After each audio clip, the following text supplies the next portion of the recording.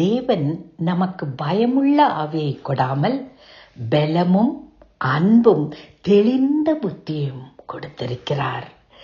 அன்பானவர்களே, தேவன் நம்மை ஆசீர்வதித்திருப்பது பலத்தினால், தேவன் நம்மை ஆசீர்வதித்திருப்பது அன்பினால், தேவன் நம்மை ஆசீர்வதித்திருப்பது தெளிந்த புத்தியினால். இந்த வகையான ஆவியினால் தேவன் நம்மை ஆசீர்வதித்திருக்கிறபடியினால் நாம் பயப்படவோ கலங்கவோ தேவையில்லை. தேவன் என்னை ஆசீர்வதித்திருப்பது பலமுள்ள ஆவியினால், தேவன் என்னை ஆசீர்வதித்திருப்பது அன்புள்ள ஆவியினால், தேவன் என்னை ஆசீர்வதித்திருப்பது தெளிந்த புத்தியில் உள்ள ஆவியினால். வாய்விட்டு இதை மீண்டும் மீண்டும் சொல்லுங்கள். இதை எப்படி எனக்கு சொந்தமாக்கிக் கொள்ள முடியும் என்று யோசிக்கிறீர்களா?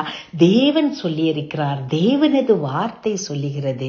தேவன் சொல்லியிருக்கிறார், அதை நிறைவேற்றிக் கொண்டே இருக்கிறார். அந்த வார்த்தையை நமக்கு சொந்தமாக்கிக் கொள்ள நம் மனதிலே விசுவாசித்து வாயிலே அறிக்கை செய்வோம்.